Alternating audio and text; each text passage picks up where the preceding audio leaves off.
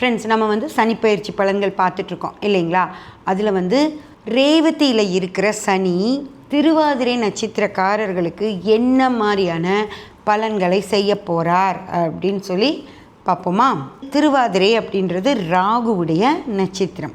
ராகுவுடைய நட்சத்திரக்காரர்களுக்கு புதனில் இருக்கிற சனி என்ன மாதிரி பிரச்சனையை தரப்போகிறாருன்னு பார்த்தோன்னா, இப்போ காம்பினேஷன் என்னன்னு தெரியுது அவங்களுக்கு? ராகு, புதன், சனி. ஓகேங்களா? இப்போது ராகு எப்படி வர்றார் அப்படின்னா நிலையான ஸ்தானத்தில் வர்றார். இப்போது முன்னாடி நம்ம பார்த்தது தைரிய வீரிய 3ஆம் பாவ ஸ்தானம். அந்த ஸ்தானம் அசைந்தாடும் ஸ்தானம்.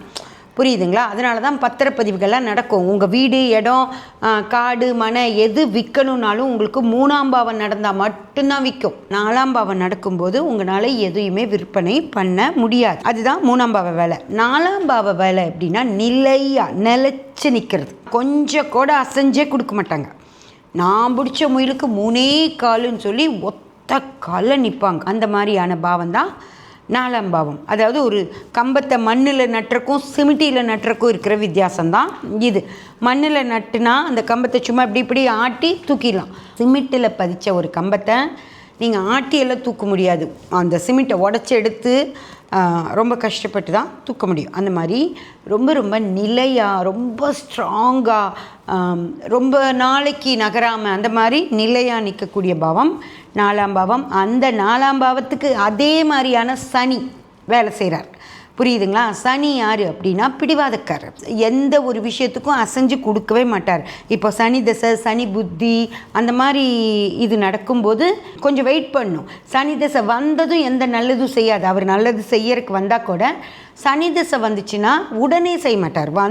பொறுமையாக நிதானமாக இருந்து ஒரு 2 புத்திகள் போனதுக்கு அப்புறமா தான் வேலை செய்வார். அதே போல் ஒரு சனி புத்தி வருதுமா, சனி புத்தி மாறினதும் நீங்கள் வீடு வாங்கிடுவீங்க அப்படி சொன்னால் சனி புத்தி மாறினதும் வாங்க மாட்டீங்க.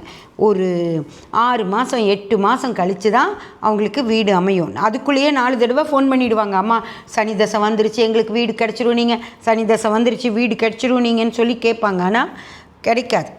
சனி மட்டும் வந்ததுக்கப்புறம் நிதானமாக தான் செய்வார் ஃப்ரெண்ட்ஸ். அந்த மாதிரி ஒரு நிதானமான, நிலையான, ஸ்ட்ராங்கான பாவமான 4ஆம் பாவத்துக்கு அதே மாதிரியான ஒரு கிரகம் அமைப்பு அப்படின்னு வந்தது ராகுவுடைய திருவாதிரைக்கு அது வந்தது ரொம்ப கஷ்டம்.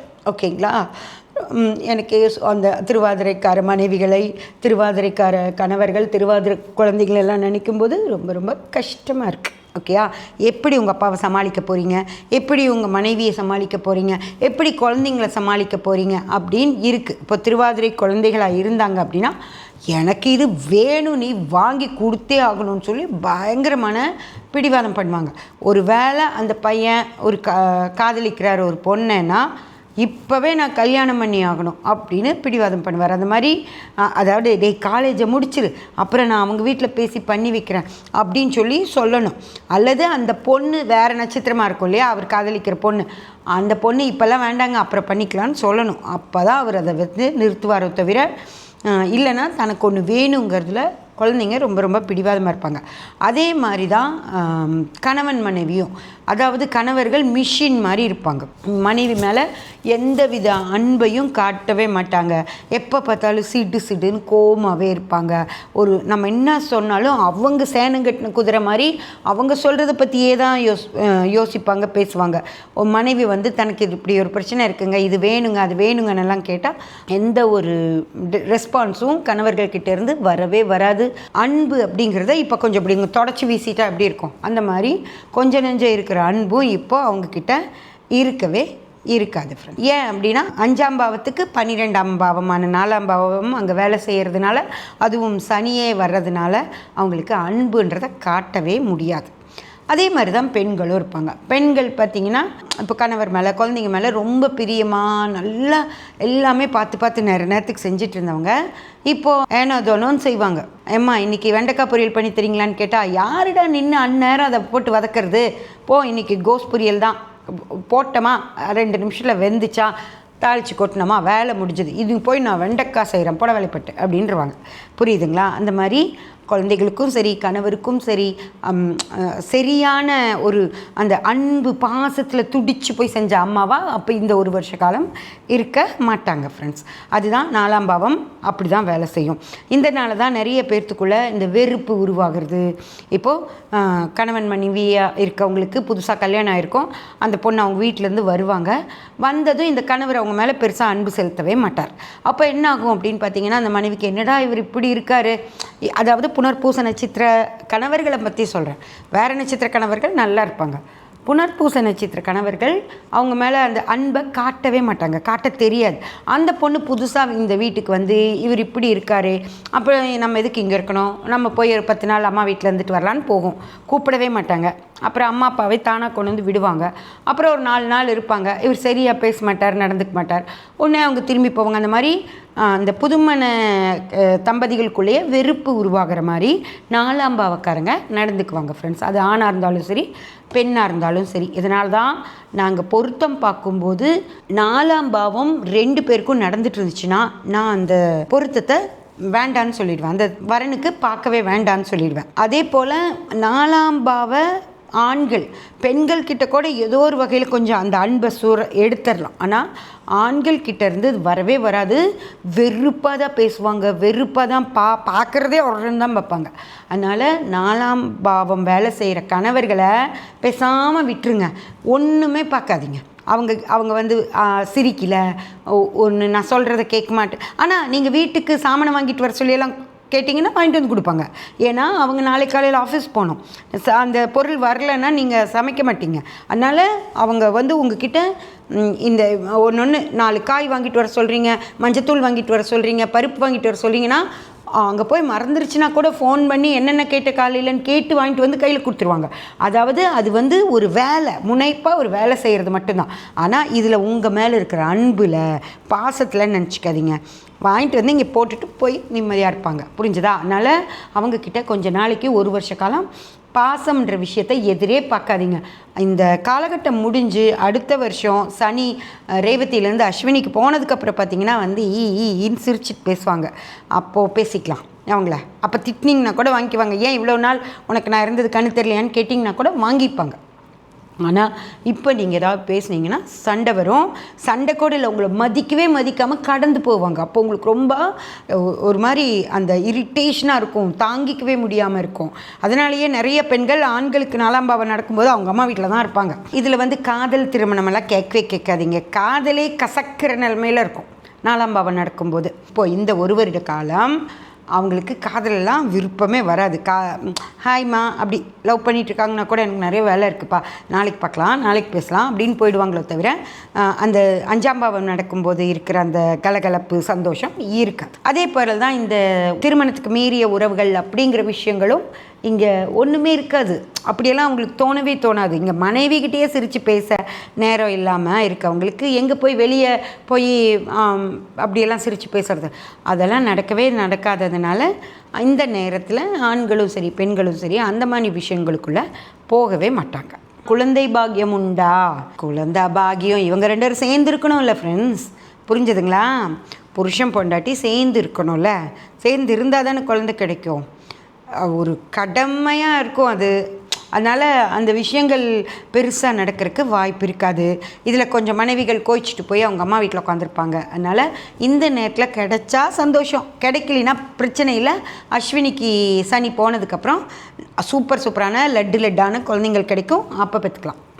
படிப்பு எப்படி இருக்கும்? நீங்களே நம்ப முடியாத அளவுக்கு படிப்பாங்க. நான் வந்து பூசத்துக்கு சொன்னேன்ல நல்லா படிப்பாங்க அப்படின்னு, அது வந்து புரிஞ்சு படிக்கிறது. டீச்சர்ஸ் வந்து இவ்வளவு நாள் அந்த பையன் கவனம் இல்லாமல் கிளாஸில் வந்து கவனிக்காமல் அங்கே இங்கே வேடிக்கை பார்த்துட்டு இருந்த பையன், அவங்க சொன்னதை அங்கேயே மறந்துடுற பையன் முனைப்பை கொடுப்பார். புரிஞ்சுதுங்களா? குறிக்கோள் கொடுப்பார். இப்போது 100 மார்க் எடுக்கணுமா மேக்ஸில், இந்த வருஷம் நீ 100 மார்க் எடுத்தே ஆகணும்ப்பான்னு சொல்லிட்டா அந்த 100 மார்க்குக்காக ட்ரை பண்ணி மனப்பாடம் பண்ணி போய் பேப்பரில் எழுதிட்டு மறந்துடுவாங்க. இந்த வருஷம் படித்தது அடுத்த வருஷம் அவங்களுக்கு ஞாபகம் இருக்காது. ஆனால் இந்த வருஷம் 100 மார்க் எடுத்து கொடுத்துருப்பாங்க. அப்படியே அம்மா அப்பா எல்லாம் சந்தோஷம் ஆகிடுவீங்க. ஐயோ என் பையன் சூப்பராக படிச்சிட்டா, சூப்பராக எழுதிட்டா, இன்னி பாருங்க அவன் தான் 10th ஃபஸ்ட்டுன்னு. ஆனால் அவன் அப்படி பண்ண மாட்டான். ஏன்னா அடுத்த வருஷம் அஸ்வினிக்கு போயிடுவார். அஸ்வினி 5ஆம் பாவத்துக்குள்ளே சனி போனதும் இங்கே இந்த பையனுக்கு எல்லாம் ஆட்டம் பாட்டம் தான் வருமோ தவிர அந்த முனைப்புன்னு ஒன்று சனி கொடுத்துட்டு இருந்தார்ல, அது தூக்கிடுவார். அப்போ ஜாலி வந்துடும். அப்போ ஜாலி வந்தால் நீங்கள் ஆசைப்பட்டு நல்லா படிப்பான்னு நினச்சி கொண்டு போய் நல்ல காலேஜில் போடுவீங்க. ஆனால் அங்கே அவனால் படிக்கவே முடியாது. அப்போ என்ன சொல்லுவாங்க, இப்போ ஜாதகம் பார்க்குறவங்க எங்கிட்டே சொல்லுவாங்க, அம்மா நல்லா படிச்சுட்டு இருந்த பையன் தான் அம்மா, சூப்பராக படிப்பாம்மா, இப்போ ஏன்னே தெரியலம்மா படிக்க மாட்டேங்கிறான் அப்படின்னு சொல்லுவாங்க. ஏன் தெரியலனா அந்த முனைப்பு அப்படின்ற விஷயத்துக்கு சனி வந்து சிறப்பாக படிக்க வச்சிருவார். அதுக்கப்புறம் படிக்க முடியாமல் போகும். அதனால் ரொம்ப கவனமாக ஹேண்டில் பண்ணுங்கள். இந்த வருஷம் அவங்க படிக்கிறத வச்சு பின்னாடி கொண்டு போய் எம்பிபிஎஸ்சில் போட்டுடலாம். இதெல்லாம் வந்துருச்சு இப்போது, அதிலெல்லாம் போட்டு அவங்க சூப்பராக படிச்சிருவாங்கன்னு நினைக்காதீங்க. இந்த நேரத்தில் சனி செஞ்ச வேலை அது. ஆனால் அதுக்கப்புறம் சனி அந்த வேலையை செய்ய மாட்டார், மாட்டிப்பீங்க. அதனால் உங்கள் சுய ஜாதகங்களை பார்த்துட்டு அவங்கள படிக்க வைக்கிறது நல்லது ஃப்ரெண்ட்ஸ். சொத்து கிடைக்குமா? கட்டாயம் கிடைக்கும். ஓகேங்களா, சூப்பராக கிடைக்கும். அதை ஒரு உங்களுக்கு பணமாக சொத்து வந்தாலும் நீங்கள் அதை அப்படியே பத்திரமாக இன்வெஸ்ட் பண்ணிடுவீங்க. இல்லை சொத்துக்களா, இடமா, வீடா, காம்ப்ளெக்ஸா, கல்யாண மண்டபமா, அந்த மாதிரி உங்களுக்கு வந்தாலும் அதை அப்படியே பேர் மட்டும் மாற்றுவீங்க. இப்போ அப்பா பேரில் இருக்கிற மண்டபம் உங்களுக்கு வருதுன்னா நீங்கள் அப்படியே அந்த மண்டபத்தை ரவிக்குமார் மஹால் அப்படி, புரிஞ்சதுங்களா? அந்த மாதிரி உங்கள் பேரை மட்டும் மாற்றி அப்படியே வச்சுப்பீங்க. அதனால் உங்களுக்கு நிறைய இன்வெஸ்ட்மெண்ட்டும் இந்த நேரத்தில் பண்ணுவீங்க. அதனால் மிக மிக சூப்பராக இருக்கும் ஃப்ரெண்ட்ஸ். வெளிநாட்டு யோகம் இருக்கா? சூப்பராக இருக்குது. நீங்கள் கிளம்பி போகணுன்னு முனைப்பாக செயல்பட்டீங்கன்னா கட்டாயம் கிளம்பி போயிடுவீங்க. படிப்புக்கானாலும் சரி, வேலைக்கானாலும் சரி. ஆரோக்கியம் எப்படி இருக்கும்? ஆரோக்கியத்தில் எந்த வித பிரச்சனையும் இல்லை. ஏன்னா இந்த நேரத்தில் நீங்கள் தேவையில்லாமல் சாப்பிடக்கூட மாட்டீங்க. இவ்வளோ தான் சாப்பிடணுன்னு, 3 இட்லினா 3 இட்லி தான் சாப்பிடுவீங்க. அதுக்கு மேலே நீங்கள் எவ்வளோ சூப்பரான சட்னி, எவ்வளோ சூப்பரான சாம்பார் வச்சு கொடுத்தாலும், அம்மாவே ஊர்லேருந்து வந்து உங்களுக்கு மீன் குழம்பு வச்சு கொடுத்தா கூட நீங்கள் தொடவே மாட்டீங்க. நான் 3 இட்லி தான் சாப்பிடுவேன்னா 3 இட்லி தான் சாப்பிடுவேன் அப்படின்னு ஒத்த காலில் நிற்பீங்க. அதே போல் ஒரு சுகர் இருக்குது, சர்க்கரை சாப்பிடக்கூட சாப்பிட மாட்டீங்க.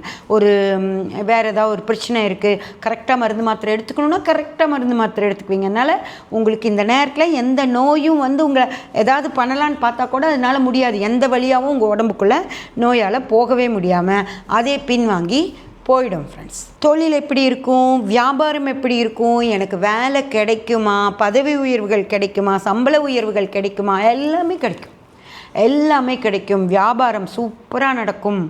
நீங்கள் அப்படி கண்கொத்தி பாம்பு மாதிரி உங்கள் வியாபாரத்தை பார்த்துட்ருப்பீங்க.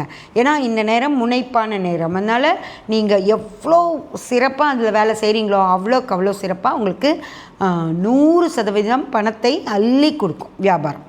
அதே போல் தான் தொழிலும். நீங்கள் உற்பத்தி தொழில் செய்கிறீங்கன்னா வீட்டுக்கே போக மாட்டீங்க. நீங்கள் காலையில் 6 மணிக்கே கிளம்பி கம்பெனிக்குள்ளே போனீங்கன்னா ராத்திரி 12 மணிக்கு வேலை முடிஞ்சால் தான் திரும்பி போவீங்க. ஆட்கள் தான் வேலை செய்வாங்க.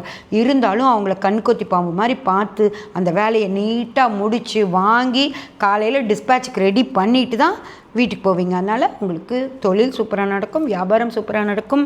வேலையில் அப்படி தான். ஒரு இன்டர்வியூக்கு போனீங்கன்னா மிக சிறப்பாக அவங்க கேட்குற கேள்விகளுக்கு பதில் சொல்லி, ஏன்னா உட்காந்து நைட்லாம் படின்னு படிச்சுருப்பீங்க. என்னென்ன கேள்விகள்லாம், எந்த சம்மந்தப்பட்ட கம்பெனியோ அது சம்மந்தப்பட்ட கேள்விகள்லாம் கேட்பாங்க, அது சம்மந்தப்பட்ட ஷேர்ஸ் பற்றியெல்லாம் பேசுவாங்க அப்படின்னு உங்களுக்கு தெரியும். அதனால் உட்காந்து நைட்டாக படிச்சுட்டு காலையில் போய் இன்டர்வியூவில் கரெக்டாக பதில் சொல்லி ஜாயின் பண்ணிடுவீங்க. அதே போல் பதவி உயர்வு கிடைக்குமா? 100%. ஓகேங்களா? இந்த வருஷம் முழுக்க நீங்கள் பண்ணுற பர்ஃபார்மன்ஸ் பார்த்துட்டு உங்களுக்கு அவங்களே கூப்பிட்டு உங்களை மேலே தூக்கி போட்டு இன்னும் நிறைய வேலையை உங்கள் தலையில் கட்டிடுவாங்க. சம்பள உயர்வு மேலே போக போக உங்களுக்கு சம்பள உயர்வும் கிடச்சிட்டு தான் இருக்கும் ஃப்ரெண்ட்ஸ். வழக்கு போடுவீங்களா? அதாவது கோர்ட்டில் போய் ஏதோ ஒரு பிரச்சனைன்னு சொல்லி கேஸ் ஃபைல் பண்ணுவீங்களா? ஏதோ ஒன்று, வீட்டு பிரச்சனை, ஸ்ட்ரீட்டில் பிரச்சனை, தொழிலில், இல்லை நீங்கள் கட்டின வீட்டில் ஏதோ ஒரு பிரச்சனை வருது, கேஸ் ஃபைல் பண்ணலாமா அப்படின்னு கேட்டால் நீங்கள் இந்த நேரத்தில் வேண்டாம், நம்ம கேஸ் போட்டால் வக்கீலுக்கு பணம் கொடுக்கணும், கேஸுக்கு நடக்கணும், 2 வருஷம் இல்லாமல் கேஸு ஜட்ஜுக்கிட்டே போகாது, அத்தனை வேலையும் செய்கிறது வேஸ்ட்டு, அதெல்லாம் போடவே வேண்டாம், பேசி தீர்த்துக்கலாம், அவங்கள உட்கார வைங்க, நம்ம பேசி தீர்த்துக்கலாம், அப்படி தான் சொல்லுவீங்களோ தவிர கேஸ் போடுறது, இந்த வெட்டி அலைச்சல், வீண் செலவுக்கு நீங்கள் உடன்படவே மாட்டீங்க ஃப்ரெண்ட்ஸ். அதனால் வழக்குகள் அப்படின்ற விஷயமெல்லாம் உங்களுக்கு இந்த வருஷம் வரவே வராது. நிலுவையில் இருக்கிற வழக்குகளை கூட நீங்கள் இந்த வருஷம் முடிச்சிடலாமா, எப்படியாவது உட்காந்து பேசி இது எல்லாம் சரி பண்ணிடலாமா, முடிச்சிடலாமான்னு தான் யோசிப்பீங்களோ தவிர வழக்குகளுக்கு வளர்க்கிற விஷயங்களை பார்க்கவே மாட்டீங்க. கடன் வாங்கலாமா, நீங்கள் கடன் வாங்க மாட்டீங்க. புரியுதா? நீங்கள் யார் தெரியுமா? அதாவது கடன் வாங்கினா அது நம்ம வட்டியோடு எதுக்கு திருப்பி கட்டிகிட்ருக்கணும். அதனால் ஒரு வேலை செய்ய சொன்னால் கூட அவங்கக்கிட்ட முன்பணம் வாங்கிட்டு அட்வான்ஸ் கேட்டு வாங்கிட்டு, இல்லைன்னா போய் அதுக்காக 4 தடவை யாருக்கும் அவங்க அட்வான்ஸே கொடுக்க மாட்டாங்க. ஆனால் உங்களுக்கு நீங்கள் போய் 4 தடவை நடந்து நீங்கள் சில விஷயங்களை எடுத்து சொல்லி, சரிப்பா நான் உங்களுக்கு செக்கு தரேன், நீங்கள் எடுத்துகிட்டு போய் நீங்கள் செய்யுங்க அப்படின்னு அவனே கொடுக்காதவன் அதை சொல்லுவாங்கல்ல, கல்லில் நார் உரிக்கிறதுன்னு, அந்த மாதிரி நடையாக நடந்து அந்த கல்லில் நார் உரிச்சிருவீங்களோ தவிர உங்கள் பத்திரத்தை வச்சோ உங்களோட லோனோ நீங்கள் போடவே மாட்டீங்க. அவ்வளோ கரெக்டாக ஒவ்வொரு பைசாக்கும் வட்டி கணக்கு போடுவீங்க. ஓகேங்களா? ஒருத்தர்கிட்ட ஒரு செக்கு ஒரு 40 நாள் கழித்து உங்களுக்கு ஒரு செக்கு கொடுக்குறாருன்னா, அப்போ அந்த 40 நாள் நம்ம பணத்துக்கு அவர் வட்டி எடுத்தார், அவர் வட்டி யூஸ் பண்ணிட்டாரு, அப்படியெல்லாம் எதான் யோசிப்பீங்களோ தவிர அனாவசியமாக ஒரு பைசா கூட நீங்கள் செலவழிக்கவே மாட்டீங்க ஃப்ரெண்ட்ஸ். அடுத்தவங்களுக்குன்னு இல்லை, உங்கள் குடும்பத்துக்குள்ளேயே கூட நீங்கள் அனாவசியமாக செலவு பண்ணவே மாட்டீங்க. அதிர்ஷ்டம் இருக்கா அப்படின்னு கேட்டால், இப்போ நான் சொன்னது எல்லாமே அதிர்ஷ்டம். முதல்ல ஆரோக்கியம் சூப்பராக இருக்கும், உங்களுக்கு உடல்நிலை பாதிப்புகளே கிடைக்காதுன்னு சொல்லிட்டேன். அதே மாதிரி கடன் வாங்க மாட்டீங்கன்னு சொல்லிட்டேன். என்னானாலும் நீங்கள் கடன் பக்கம் போகவே மாட்டீங்க. இந்த 2ம் தவிர மனுஷனுக்கு எதுவுமே பிரச்சனை கிடையாது. புரிஞ்சதுங்களா? ஒரு மனுஷனாக இருந்தால் அவன் கடனில் சிக்கக்கூடாது. மாதம் மாதம் வட்டி கட்டணும், மாதம் மாதம் இன்ட்ரெஸ்ட் அசல் கட்டணும் அப்படின்னு சிக்குனாதான் அவனுக்கு என்ன பண்ணுறது ஓடணுமே உழைக்கணுமே அப்படின்ற எண்ணம் இருக்கும். அதே போல் ஆரோக்கியத்தில் பிரச்சனை வந்தால் தான் ஐயோ இந்த உடம்பை வச்சுட்டு எப்படிடா நம்ம சமாளிக்கிறது அப்படிங்கிற அந்த டென்ஷன் வரும். இந்த 2ம் நல்லா இருக்கிறவங்க தான் மிக மிக பெரிய பணக்காரங்க. புரியுதுங்களா? வாழ்க்கையில் நிம்மதியாக இருக்கிறது மட்டும்தான் சந்தோஷமோ தவிர பணமோ காசோ சந்தோஷத்தை கொடுக்காது ஃப்ரெண்ட்ஸ். அதனால் உங்களுக்கு இந்த வகையில் அதிர்ஷ்டசாலிகள் தான்.